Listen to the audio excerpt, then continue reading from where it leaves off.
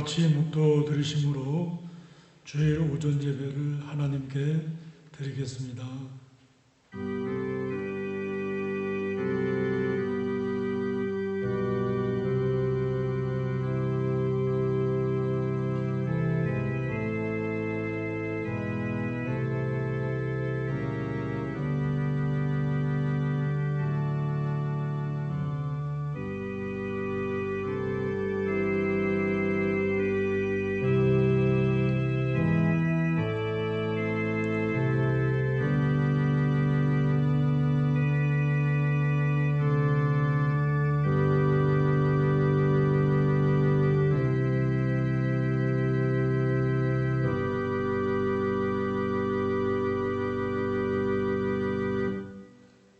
여호와 우리 주여, 주의 이름이 온 땅에 어찌 그리 아름다운지요.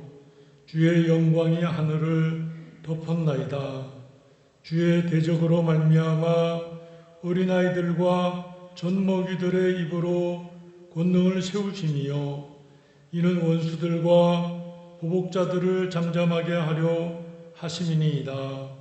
주의 손가락으로 만드신 주의 하늘과 주께서 베풀어 두신 달과 별들을 내가 보오니, 사람이 무엇이기에 주께서 그를 생각하시며 인자가 무엇이기에 주께서 그를 돌보시나이까. 아멘.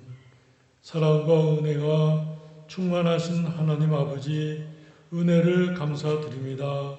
지난 한 주일 동안도 하나님 은혜 가운데 저희들을 지켜 보호하여 주시고, 또 오늘 거룩한 주일을 주시사 하나님 아버지 앞에 나와 예배드리게 해 주시니 감사를 드립니다.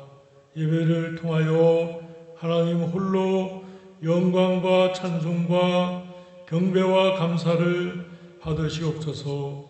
말씀의 은혜를 우리 심령에 부어주사 그 말씀을 깨닫게 하시며 그 말씀을 순종하며 주님과 함께 동행하는 성령 충만한 삶을 이루도록 인도하여 주시옵소서.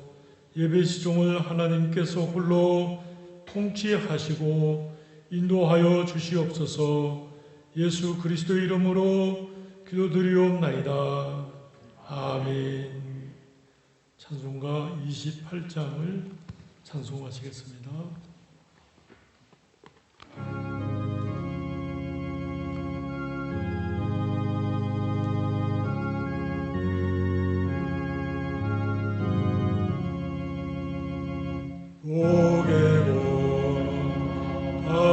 하사 찬송하게 하소서. 한량없이 자비하신 청량할 길 없도다. 천사들의 찬송가를 내게 가르치소서.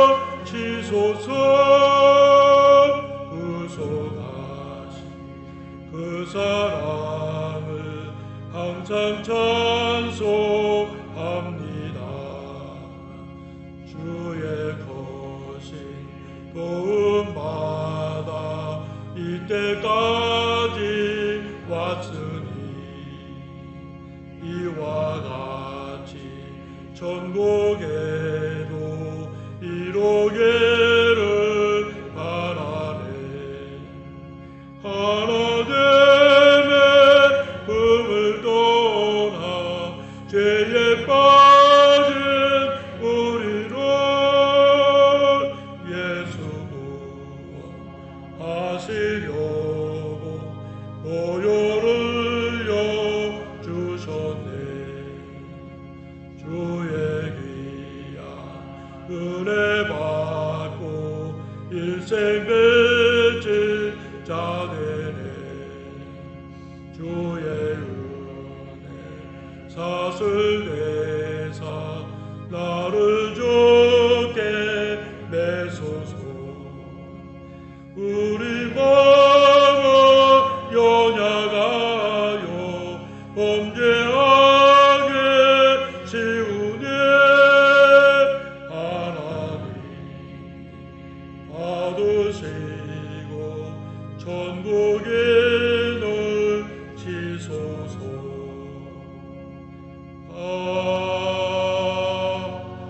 아멘.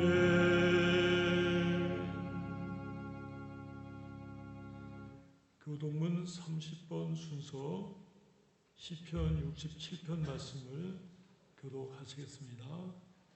하나님은 우리에게 은혜를 베푸사 복을 주시고 그의 얼굴 빛을 우리에게 비추사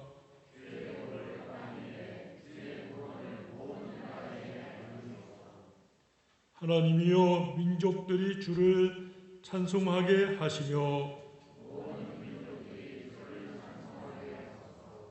온 백성은 기쁘고 즐겁게 노래할지니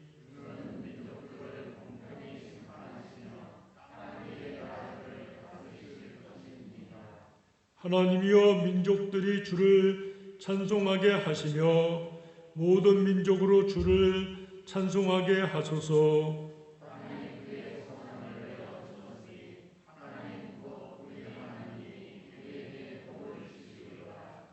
하나님이 우리에게 복을 주시리니 아멘. 다같이 사도신경으로 신앙 고백을 하시겠습니다.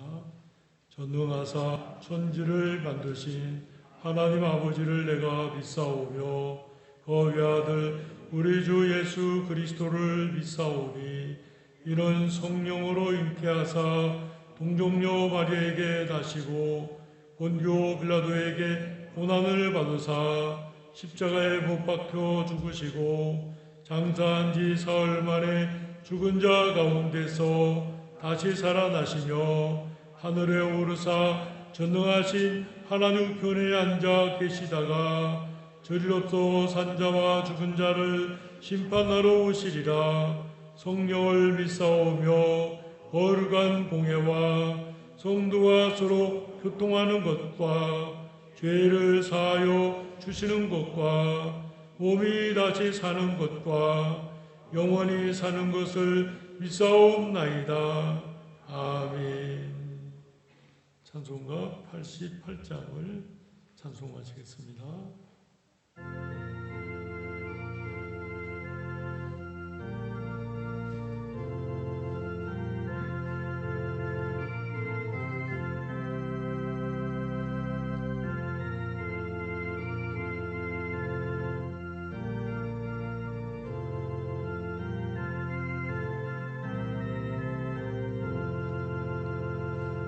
내 진정 사모하는 친구가 되시는 구주 예수님 아름다워라. 산 밑에 백합화요 빛나는 새벽별 주님 영원할 아주 없도다. 내 맘이 아플 적에 그리로 되시며 나 외로울 때 좋은 친구라. 주는 조산 밑에 백합 빛나는 새벽별 이 땅 위에 이길 것이 없도다. 내 맘의 모든 염려 이 세상 고락도 주님 항상 같이 하여 주시고 시험을 당할 때에 악마에게 요를 즉시 물리치사 나를 지키네. 온 세상 날 버려도 주 예수 안 버려 끝까지 나를 돌아보시니 주는 조산 밑에 백합 빛나는 새벽별 이 땅 위에 비길 것이 없도다. 내 맘을 다하여서 주님을 따르며 길이 길이 나를 사랑하리니 물분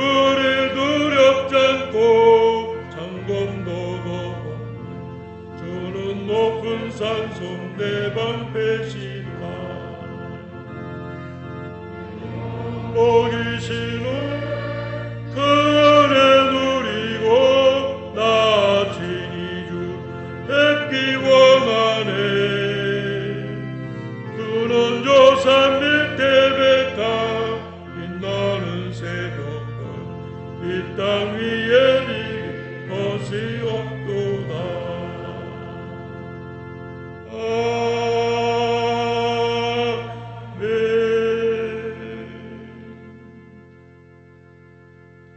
김윤중 장로님께서 기도하시겠습니다.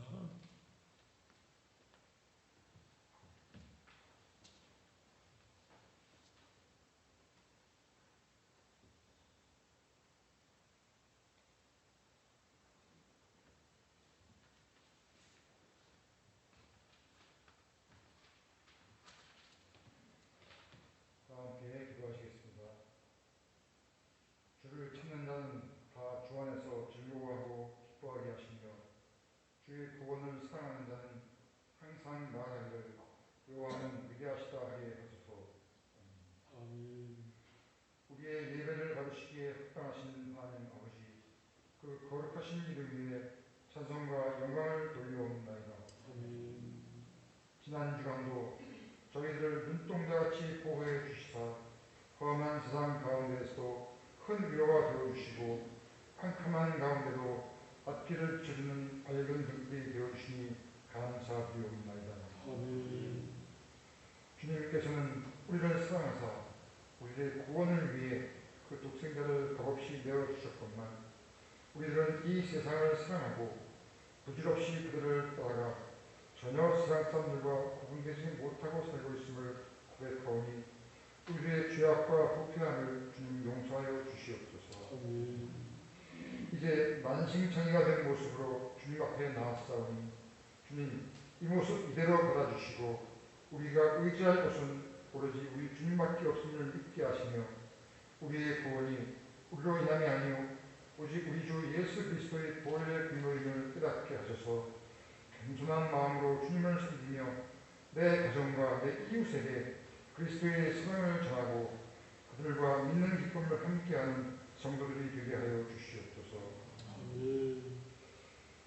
하나님 아버지, 이 시간 주님의 몸된 교회를 위하여 기도합니다.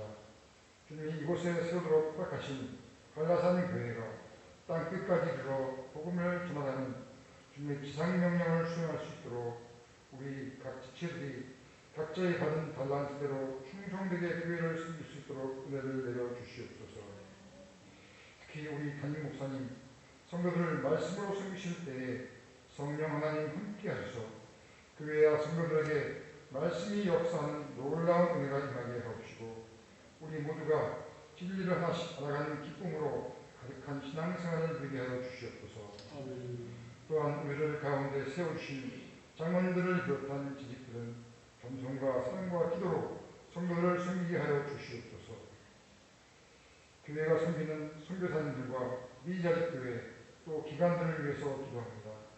우리 모두는 기도와 물질로 그들을 후원하게 하시고 그들의 사역에 성령 하나님 함께하여 주시어서 그 사역의 열매가 우리 주님께 큰 영광으로 돌려지게 하여 주시옵소서.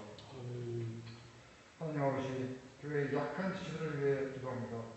육신의 연약함으로 고통 중에 있는 성도를 주님 치유의 손길을 내밀어 주시고 시험에 들은 성도를 주님의 강한 팔로 일으켜 세워 주시옵소서.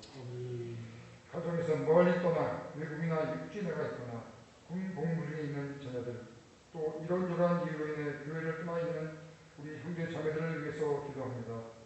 주님 그들을 안전하게 지키고 보호하여 주시다가 건강한 모습으로 교회와 가정으로 돌아오게 하여 주시옵소서. 이 시간 말씀을 전하여 주신 목사님 말씀을 선포하실 때에 모인 우리들에게 큰 은혜의 말씀이 되게 하여 주시옵소서. 이 예배가 신령과 진정으로 드리는 예배가 되길 원하오며 오직 우리 주님만 영광을 받아 주시옵소서. 이 모든 말씀을 우리를 구원하여 주신 예수님의 이름으로 기도하옵나이다. 아멘.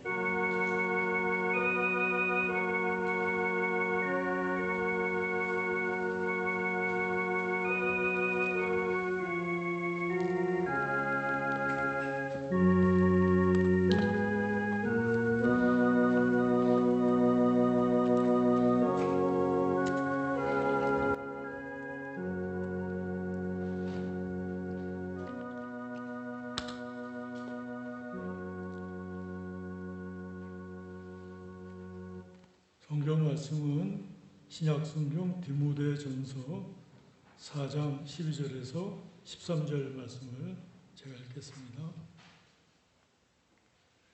12절에서 16절 말씀을 제가 읽겠습니다. 신약성경 340페이지. 누구든지 내 연소함을 업신여기지 못하게 하고 오직 말과 행실과 사랑과 믿음과 정절에 있어서 믿는 자에게 본이 되어 내가 이를 때까지 읽는 것과 권하는 것과 가르치는 것에 전념하라. 내 속에 있는 은사 곧 장로의 회에서 안수받을 때의 예언을 통하여 받은 것을 가볍게 여기지 말며 이 모든 일에 전심전력하여 너의 성숙함을 모든 사람에게 나타나게 하라. 내가 내 자신과 가르침을 살펴 이 일을 계속하라. 이것을 행함으로 내 자신과 내게 듣는 자를 구원하리라. 아멘. 잠시 기도하시겠습니다. 하나님 아버지, 이 시간 주님 말씀을 나눌 때에 성령께서 저희들의 마음을 감화 감동하여 주시고 또 말씀을 밝게 깨닫게 하여 주시며 또 그 말씀을 통해서 우리 마음 가운데 선한 결심을 주시고 또 그 결심을 이루면서 순종하면서 성숙된 신앙으로 나아가도록 인도하여 주시옵소서. 예수님의 이름으로 기도드리옵나이다. 아멘. 사도 바울의 권면이란 제목으로 잠시 말씀을 나누겠습니다. 사도들은 12사도가 있는데 사도들 밑에 각각 그 사도가 수제자로 이렇게 삼았던 사람들이 있어요. 그 사람들을 이제 우리가 속사도라고도 하는데 바울에게는 이제 디모데가 속사도라 그렇게 이제 말할 수 있겠습니다. 그래서 이제 디모데는 사도 바울은 이제 독신이니까 뭐 자녀가 없죠. 근데 영적으로 이제 이 디모데를 자기 자녀같이 생각하고 또 디모데가 이제 오늘날로 말하면 이제 목사인데 목회를 이룸에 있어서 여러 가지 이제 그 사도 바울이 선배로서 또 사도로서 권면하고 이제 가르쳐서 디모데를 이제 바르게 세웠다 그렇게 이제 말할 수 있겠습니다. 그래서 사도 바울이 디모데에게 준 훈시 이렇게 세 가지 썼는데 첫째 은행의 모분을 보일 것, 두 번째 남을 가르치는 일에 힘써야 될 것, 세 번째 그 결과는 디모데 자신과 듣는 자가 함께 유익을 받는 것이다. 12절에서 16절 말씀이 가르치는 내용이에요. 첫째는 이제 본이 되라 하는 말씀이에요. 이 본이라는 건 이게 표준을 말하는데 경건한 생활을 가리켜요. 그런데 그 경건의 정도가 높은 것을 말해요. 그래서 성도들 앞에 본이 되라 하는 말씀이에요. 보통 이제 우리가 교회에서 직분이라고 하면 이제 목사, 장로, 또 안수집사, 권사, 그 다음에 1년마다 갱신하는 집사, 보통 이제 서리집사라고도 하고 일반적으로 이제 집사라고 해요. 이제 집사님은 이제 보통 집사님은 세례 받고서 1년이나 2년 되면 임명을 해서 이제 잡을 집자, 일사자 일을 교회 생활 속에서 일을 잡아서 봉사한다. 이제 그렇게 말할 수 있겠어요. 안수 집사는 이제 30세 이상 되고 지교회, 한라산 교회면 이제 한라산 교회에 등록해서 5년이 이제 경과된 자로서 무흠한 자, 무흠이라는 건 뭐냐면 이제 어떤 죄를 져서 책벌이나 징계를 받은 일이 없는 것을 말해요.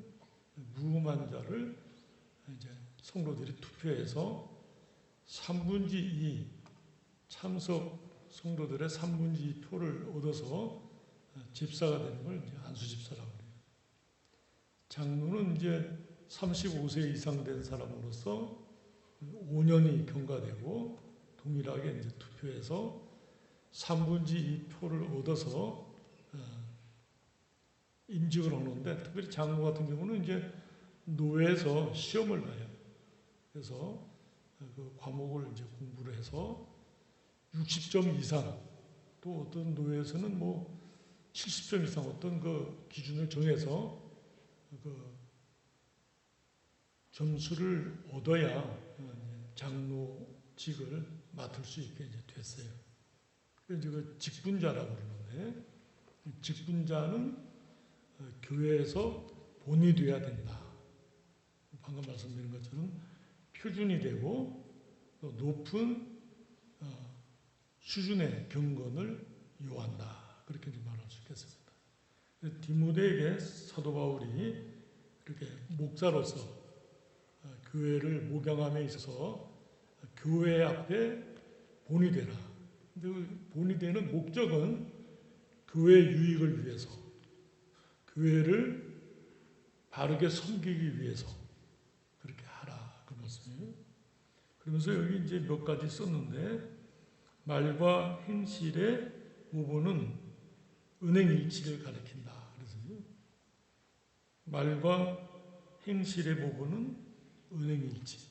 이제 은행일치가 쉽지 않아요, 그죠? 우리 다 연약해서 어떤 때는 하지만 또 어떤 때는 말이 앞서고 실제 행동은 그렇게 하지 못하는 때도 있어요.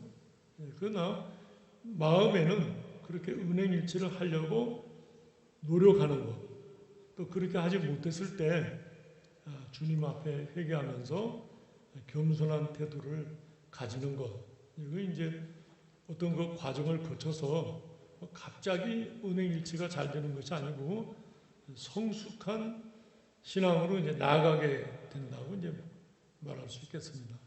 그래서 그 은행일치의 그 모본이 나 자신의 어떤 그 등망과 노력도 물론 필요하겠지만은 하나님의 은혜를 받아서 하나님의 교회를 섬김에 있어서 돼야 되겠다 하는 이제 태도예요.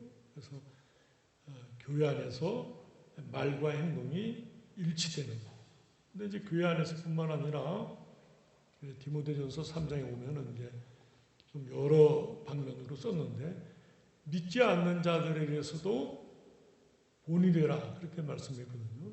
믿지 않는 자들도 인정하는 기독교인이 되는 것. 참 그것도, 그러니까 이 교회 안에서만 예수 믿는 사람이 아니고 교회 밖에서도 일상생활 속에서도 그 사람은 예수 믿는 사람이다. 특별히 어느 교회의 장로님이다, 집사님이다, 권사님이다, 또 어느 교회 목사다 할 때 그 이제 그 목사로서의 그 어떤 그 존귀와 그 본을 나타낸다 하는 말씀이에요. 쉽지 않아요. 어려워요. 어떤 분은 평생 자기가 다니는 직장 속에서 자기가 그리스도인인지 모른다. 그렇게 말하는 사람들도 있어요. 왜냐하면 말하면 자기가 손해도 보고 또 이렇게 은행일치된 삶을 살려는 것이 쉽지가 않기 때문에 좀 자유롭게 살 수가 없으니까, 자유롭게라는 건 죄 짓는 것도 다 포함이 되겠죠. 그러니까 말하지 않고 예수를 믿는지 안 믿는지 공개하지 않았다는 거예요. 근데 이제 사실 직분자는 드러내는 거예요. 드러내서 저는 한라산교회 목사입니다. 그렇게 이제 먼저 말해요. 제가 누구를 만나서 어떤 대화를 나누기 전에 저는 한라산교회 목사입니다 하는 말을 먼저 해요. 왜냐하면 나중에 이 사람이 나를 전도하려고 그랬구나. 그렇게 되면서 나중에 내 신분을 말하게 되면 진실성을 결여하게 돼요. 먼저 한라산교회 목사입니다 하고 제가 먼저 얘기를 해야 그 다음에 하는 말들을 그가 신뢰하게 되거든요. 그래서 이제 목사라는 것을 밝혀요, 먼저. 또 어떤 때는 이건 아니다 생각할 때는 밝히지 않을 때가 있어요. 어떤 악한 자가 위험을 가하려고 하는 것 같을 때는 말하지 않아요. 서울에서 한 번은 제가 전철 타고 하는데 한 번도 본 적이 없는 사람이 와서 혹시 목사님 되세요? 그러는데 느낌이 조금 이상해서 아닙니다. 그랬어요. 또 조금 있다 또 왔어요. 목사님 같은데. 그래서 아닙니다. 뭐 잘못 보셨나 봐요. 그랬더니 싹 돌아가면서 어색이 목사 같은데 이러는 거예요. 이제 악한 자들이 있어요. 성령께서 다 가르쳐 주세요. 그럴 때는 이제 예수 믿는 것이나 직분을 감출 필요가 있어요. 지혜롭게. 이제 그건 상황 따라서 하나님이 인도해 주세요. 내가 직분을 맡는다 그럴 때 본이 되라 한 말씀이에요. 두 번째는 여기 사랑과 믿음과 증조를 말했는데 사랑은 덕의 근본이니 그것이 없으면 모든 재능이나 능력도 헛되다. 고린도전서 13장 말씀을 썼어요. 한번 찾아보겠습니다.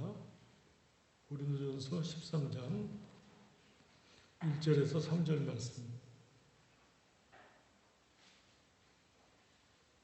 내가 사람의 방언과 천사의 말을 할지라도 사랑이 없으면 소리나는 구리와 울리는 꽹과리가 되고 내가 예언하는 능력이 있어 모든 비밀과 모든 지식을 알고 또 산을 옮길 만한 모든 믿음이 있을지라도 사랑이 없으면 내가 아무것도 아니요 내가 내게 있는 모든 것으로 구제하고 또 내 몸을 불사르게 내줄지라도 사랑이 없으면 내게 아무 유익이 없느니라.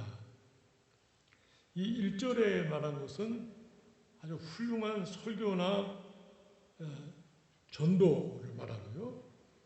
두 번째는 예언하는 능력이라고 할 때 예언은 미래를 말하는 것이 아니라 일반적으로 성경에서 성경 말씀을 말해요. 여기 이제 우리 디모데 전서 읽은 것도 내가 장로에게서 받은 예언을 따라 그럴 때 그 예언이 성경 말씀이에요. 근데 성경 말씀을 모든 비밀과 모든 지식을 알고 그래서니까 오늘날 말하면 뭐 성경 박사예요. 지식이 깊고 산을 옮길 만한 믿음이 있으니까 뭐 대단한 능력이죠.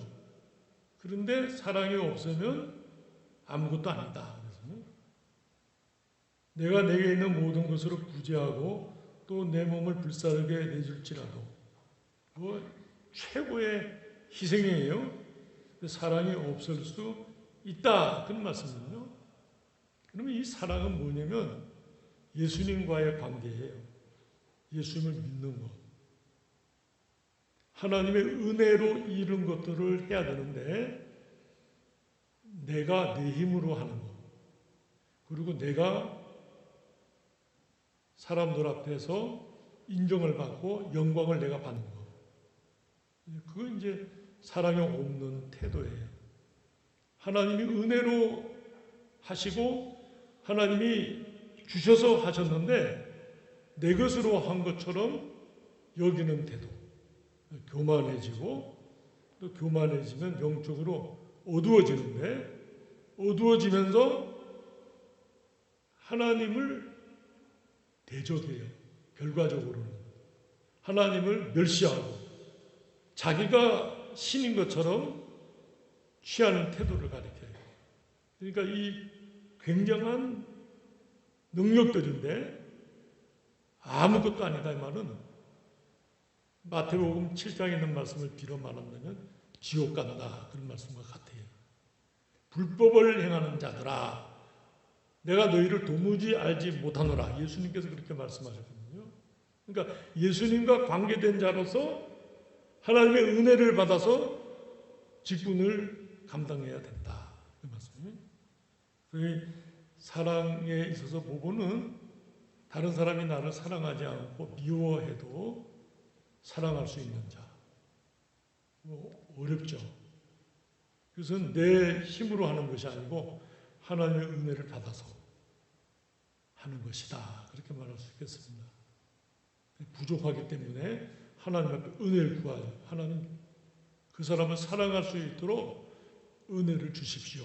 그렇게 하나님의 은혜를 받아서, 능력을 받아서 사랑하는, 그 사람이 사랑을 받을 때 누구누구의 사랑을 받는다, 그게 아니라 하나님의 은혜를 받았구나, 이럴 때 깨달을 수 있도록 하나님의 은혜를 드러내는 행위라고 말할 수 있거든요.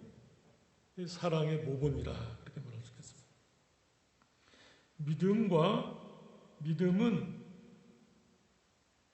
믿음의 모범이라는 것은 믿기 어려울 때, 보통은 이제 일반적으로 믿기가 쉬운데 믿기 어려울 때가 있단 말이에요. 하나님이 나와 함께 하시고 붙드시고 인도하시는데 어떤 때 내 스스로가 감당할 수 없는 때가 있는데, 그럴 때도 주님을 믿는다. 주님 말씀을 믿고 순종한다. 어떤 증거가 보이지 않고 여러 사람들이 그건 아니라고 말씀을 해요. 근데 마음속에 성령께서 인도하신단 말이에요. 예를 들면 사도 바울이 예루살렘에 가고자 하는데 여러 제자들이 가지 말라, 하나님께서 환상으로 내게 보여주시기를, 사도 바울이 예루살렘에 가면 수족을 이렇게 매서 어려운 일을 당하게 된다고 하나님이 말씀하셨다. 사도 바울이 나는 예루살렘에 가기를 원한다. 여러 성도들이 가지 말라고 말려요. 근데 사도 바울이 가기를 결심하고 결행해요. 그러면서 사도 바울은 그들의 그 환상과 하나님이 보여주신 그 뜻을 어떻게 해석하냐면, 예루살렘에 가면서 영적으로 준비하죠.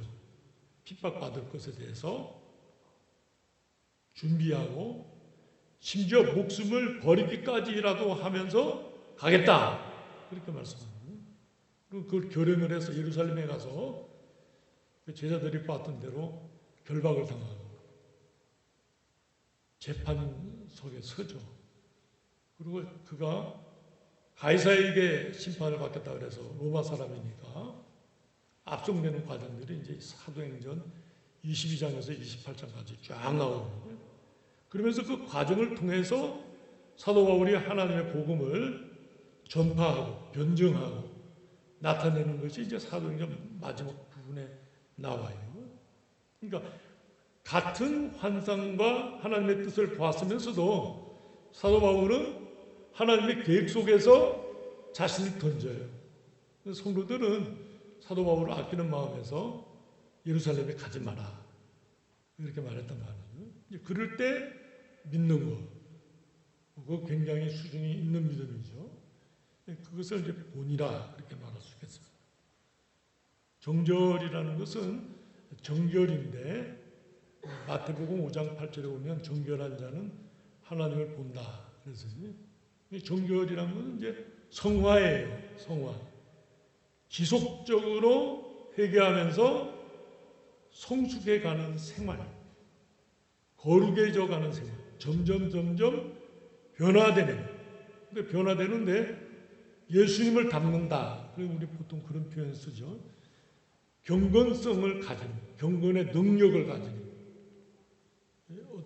일상적일 때는 한 번 경건할 수 있어요. 두 번 할 수 있고. 근데 계속된 연단 속에서 아주 그 사람의 몸에, 마음의 생활에 이렇게 틀이 되는 거. 우리 보통 운동할 때 폼 잡는다 하잖아요. 그 폼이 형성되는 거, 틀이 형성되는 것, 경건의 틀이 잡히는 것, 그렇게 말할 수 있겠어요. 성화라고 할 수 있겠는데, 성화를 이루는 사람은 소망을 땅에 두지 않고 하나님께 두거든요. 그래서 요한일서 3장 3절에 보면은 주님이 깨끗게 하신 것과 같이 깨끗하게 되기를 소망하는 것. 하나님이 우리를 사용하려고 그럴 때 우리가 정결하지 못하면 쓰시지 않으신단 말이에요. 불결하면 쓰지 않는단 말이에요. 그러니까 나를 깨끗하게 해서 주님 쓰기에 합당하도록 준비된 상태를 말한다고 말할 수 있겠어요. 말과 행실에 또 사랑과 믿음과 정절에 본을 보이라. 귀한 말씀이면서도 무거운 말씀이세요. 근데 이 모든 것이 은혜로 된다. 은혜로 된다는 것은 박우선 목사님 주석을 보면 기도를 말해요. 많은 기도 속에서 하나님의 뜻을 깨닫고 깨달으면서 순종하는 생활을 가려요. 자기를 이기고. 여기 이제 연소함에 대해서 썼는데, 연소함은 물론 나이가 젊은 것도 가르치지만 박윤선 목사님은 해석하시기를 유치하다 이렇게 썼어요. 유치함에 특별히 세 가지를 썼는데, 쉽게 혈기를 내며 조급해요.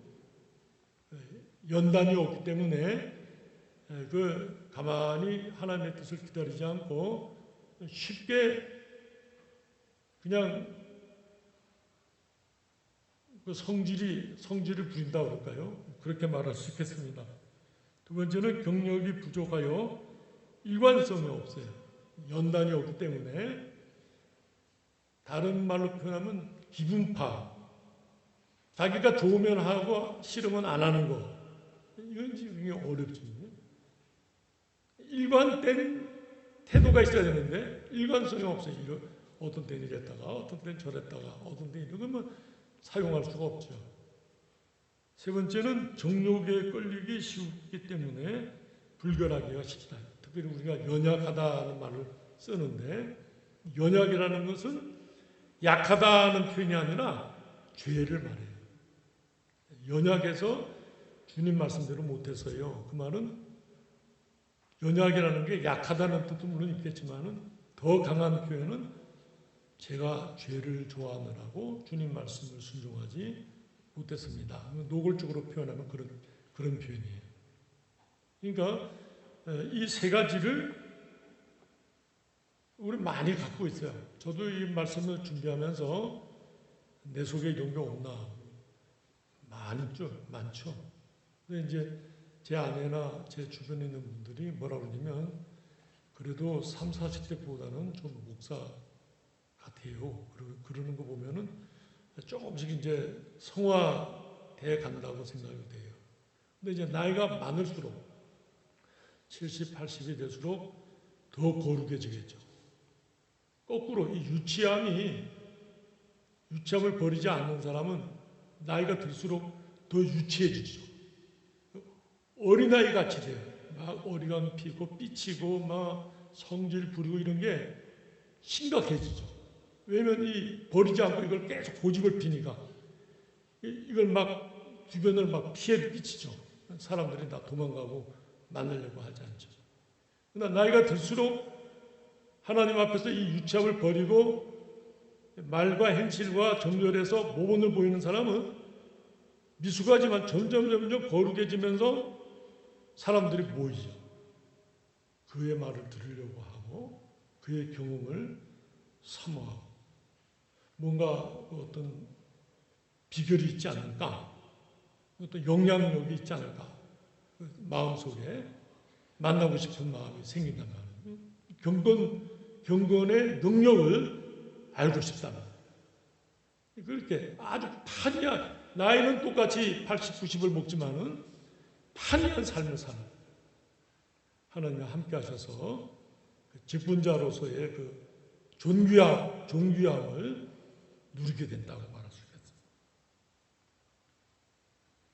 있겠습니다. 3번이라고 썼는데 사실은 이제 본이 되는 것이 첫 번째고 두 번째입니다. 읽는 것과 권하는 것과 가르치는 일에 전념하라. 읽는 것은 성경을 읽음인데 성경을 잘 깨달으려고 애를 씁니다. 성경을 읽긴 읽는데 잘 깨달아서 알려고 힘쓰는 거예요. 그 말씀은 그냥 읽기만 하고 잊어버리는 것이 아니라 그 말씀을 자꾸 묵상하는 거예요.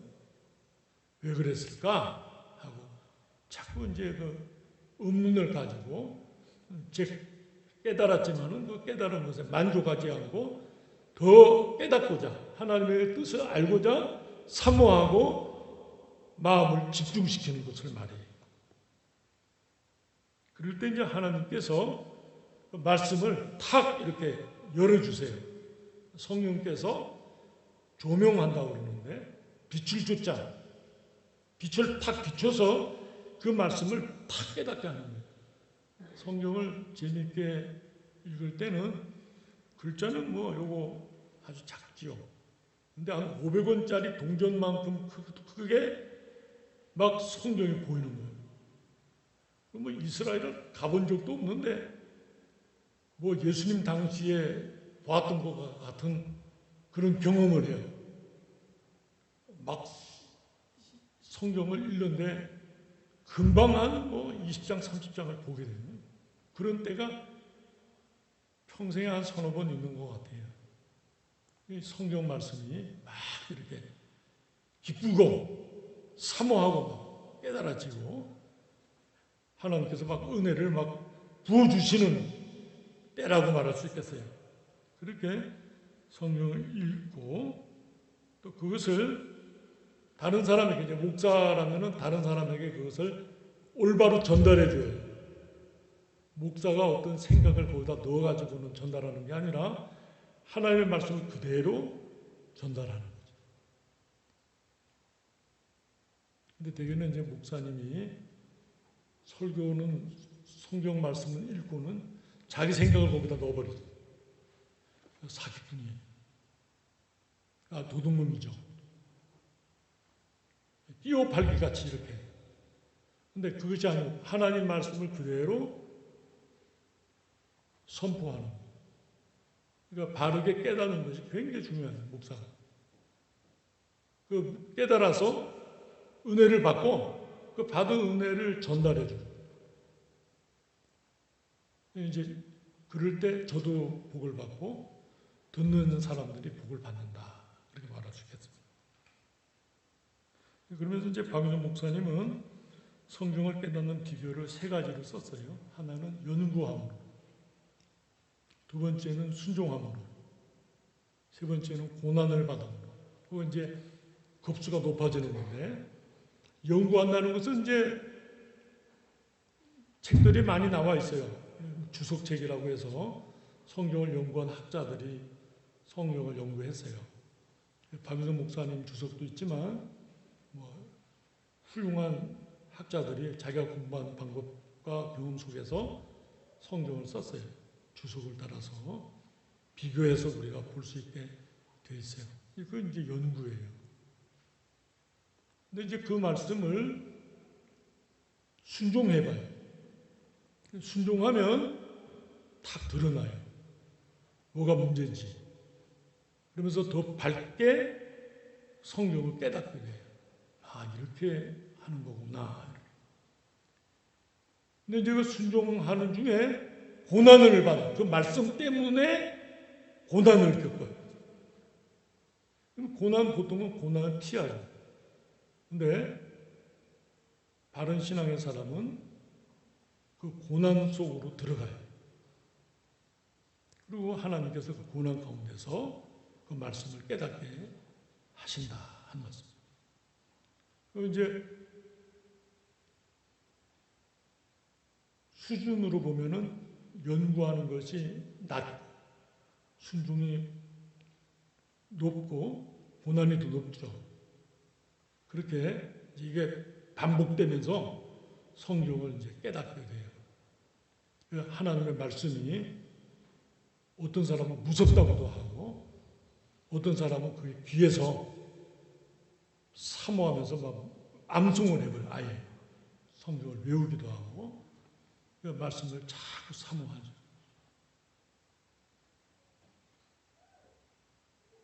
누가복음 5장에 보면 베드로가 밤새도록 고기를 잡았는데 못 잡고 예수님이 깊은 데로 가서 그물을 던지라는 말씀 나와요. 제가 그 성경을 읽다가 갑자기 제가 저의 삶을 한번 이렇게 돌아봤어요. 밤을 세워서 수고하였지만 얻은 것이 없지만은 우리 인생이 아닌가 이렇게 생각해요. 베드로의 삶이 우리랑 동일하죠. 예수님 말씀을 순종할 때 많은 소득을 얻었거든요. 그러자 그 소득을 버리고 주님을 쫓으니라. 누가복음 5장의 베드로의 소명사건, 베드로가 예수 그리스도의 제자로 부름을 받았던 특별한 사건을 쓴 기록인데 그 읽는 수태기 읽었고 그 말씀을 설교도 많이 했죠. 근데 우리 나의 삶을 이렇게 탁 거기 대에 보니까 그 평생 수고하고 노력했지만 얻은 것이 뭐 있는가? 없죠. 뭐. 다른 말씀으로 보면 먹고 마시고 시가고 장가가고 사고 팔고 그거밖에 없죠. 그거 먹기에는 더 이상 사람이 없단 말이에요. 예수를 믿음으로써 예수님 말씀을 순종할 때 보람이 있다. 하나님 앞에 복이다.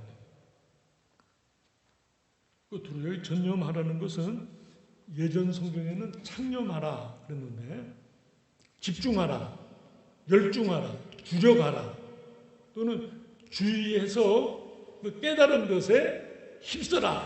그런 이제 좀 복합적인 단어예요. 근데 여기 이제 성경을 번역하시는 분들이 이번 성경은 전념하라. 물론 이제 틀린 말은 아닌데 전념하라 그랬는데 아주 열중하는 걸 말해요. 예수를 믿는 것.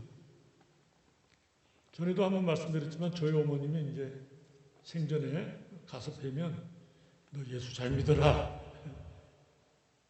이제 몇 번 자꾸 그래서 제가 어머니 제가 목사입니다. 목사지만 내가 모르냐? 너 예수 잘 믿어라. 그 말이 예수 잘 믿어라. 그 말이 뭐 초보일 때도 물론 예수 잘 믿어라가 되겠지만 목사님인데도 그 부모가 너 예수 잘 믿어라 그럴 때는 그게 그냥 초짜에게 하는 얘기가 아니죠. 무언가 뜻이 있어서 그런 말씀을 하시는 거예요. 그것과 같이 전념한 하나님을 믿는 일에 전념한 설교에 목숨을 거는 성도들과 연합되어 있는 이것이 나의 유익도 있지만은 성도들에게 유익을 끼친다 하는 믿음을 가진단 말이에요. 사도 바울이 디모데에게 권면한 말씀입니다. 이렇게 바르게 이제 우리가 되면 하나님이 특별히 세 가지 복을 준다고 생각해요. 설교 요약에 쓰지 않았는데 첫째 성경을 읽을 때 잘 깨닫게 해주세요. 두 번째 기도할 때 기도 속에 하나님의 뜻을 하나님 알게 해주세요. 그래서 기도는 사실 시작은 제가 어떤 제목을 가지고 시작을 했는데 하나님의 뜻을 발견하고는 그 뜻에 기도하게 되죠. 그리고 그 뜻을 기도할 때는 반드시 응답이 있죠. 그리고 내가 원래 가지고 있던 그 기도 제목 그것도 하나님이 이루어주셔요. 세 번째는 우리가 이 땅에서 하나님께서 번성하는 복을 주셔요. 제가 이제 목사로서 이렇게 보면 연약하고 어려웠던 성도들이 오랫동안 이렇게 지켜보는 가운데 보면 다 번성해요. 잘 돼요. 하나님이 복을 주셔요. 그리고 그 신앙도 아주 성숙해 가면서 하나님의 복을 받고 주변에서도 그 사람 하나님 앞에 복을 받았다. 그렇게 말할 정도로 하나님이 축복해 주세요.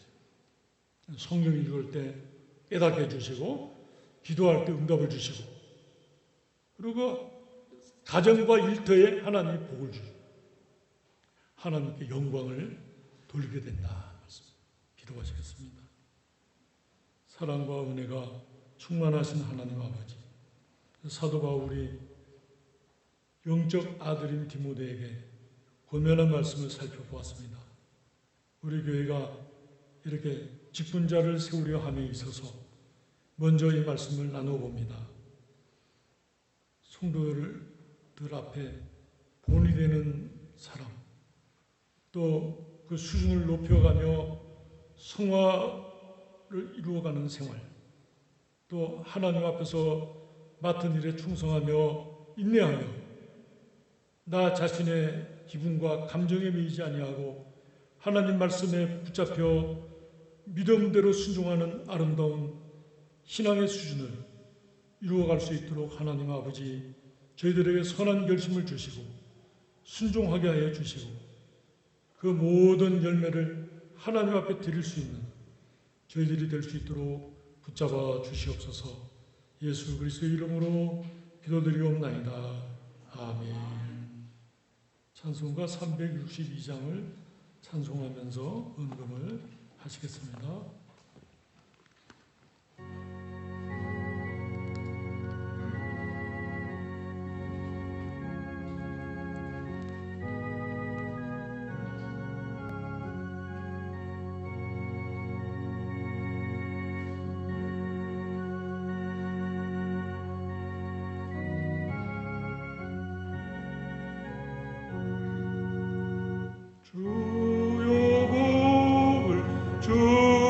주시기를 마른 땅에 비 내려 풍성하게 함과 같이 은혜 내려 주소서. 내게도 은혜 내려 주소서. 나의 마음 주를 떠나 죄에 빠져갈 때에 은혜로우신 아버지여 나를 잡아 주소서. 내게도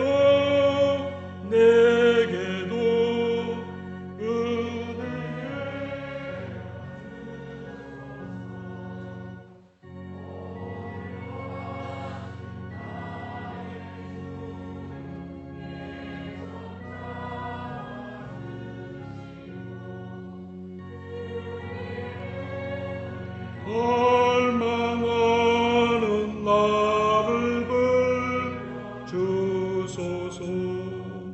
내게도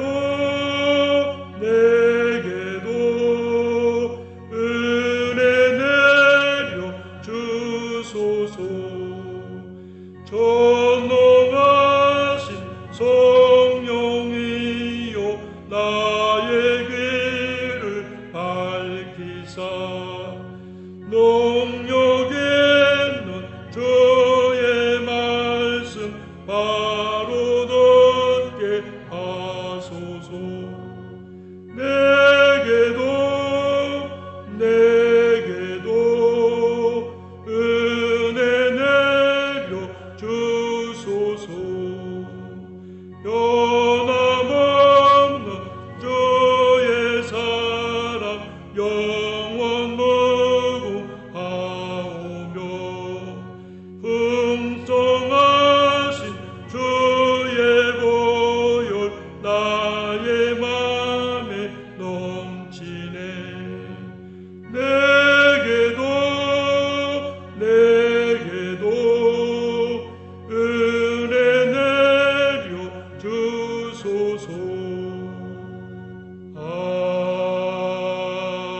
아멘. 다 같이 봉헌 기도 하시겠습니다. 하나님 아버지, 저희가 주님 앞에 나와 예배드리며 우리 소득의 일부분을 구별하여 주님께 예물을 드립니다. 주님께서 예물을 기쁘게 받아주시옵소서. 우리의 가정과 일터에 복을 내려주시고 번성케 하사 하나님 앞에 영광 돌리는 삶을 살게 하여 주시옵소서. 연약함으로 인하여 주님 앞에 기도할 때에 주께서 들으시고 치료하여 주시고 깨끗게 하여 주시며 강건케 하여 주시며 또 더욱더 믿음의 은혜를 더하여 주사 주님 앞에 헌신된 귀한 삶을 살게 하여 주시옵소서. 타치해 나가는 우리 자녀들 주님이 지켜보아 주시고 모든 위험한 것과 악한 것으로부터 보호하여 주시옵소서. 저희들이 후원하는 선교사님들에게 함께하여 주시고 저들의 사역이 귀한 열매를 맺어 하나님 앞에 영광 돌리게 하여 주시옵소서. 한라산 교회를 지켜 보호하여 주시옵소서. 예수 그리스도의 이름으로 기도드리옵나이다. 아멘. 교회 소식을 잠시 보겠습니다. 다음 주일은 어린이 주일로 지키겠습니다 하는 방법입니다. 그리고 그 다음 주 5월 9일은 어버이 주일로 지키겠습니다. 오늘 주일 간식은 쑥빵인데 우리 양정숙 집사님께서 헌물하셨습니다.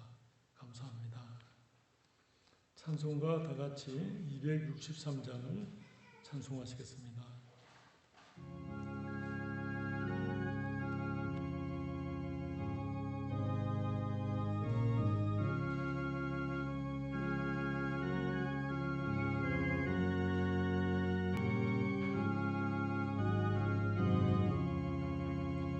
이 세상 엄하고 나비로 약하나 늘게도 힘쓰며 건원 없겠네. 주의 은혜로 대속받아서 비와 같이 붉은 죄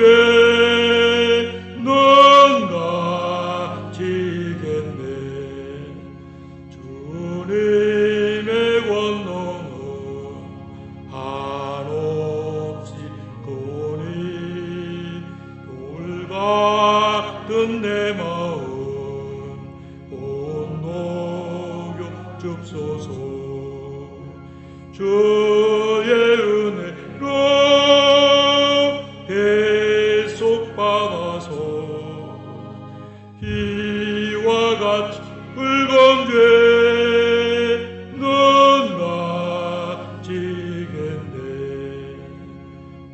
내 마음이 약하여 널 넘어지오니 주 예수 인주사 구세게 하소서. 주의 은혜로 대속받아서 비와 같이 붉은 죄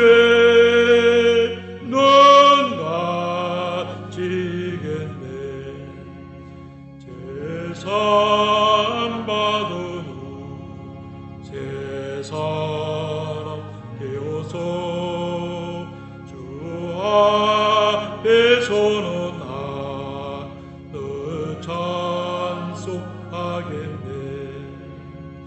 주의 은혜로 대속받아서 비와 같이 붉은 죄 넌 가지겠네.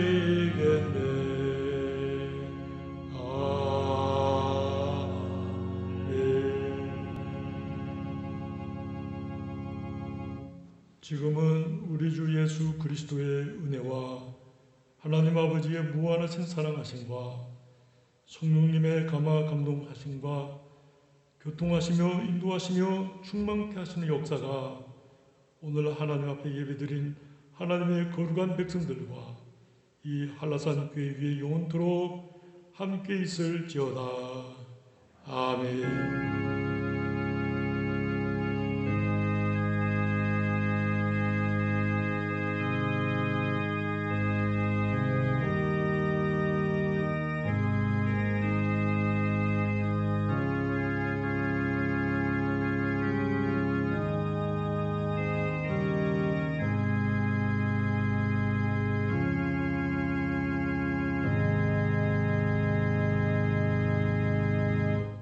주일 오전 예배를 마쳤습니다.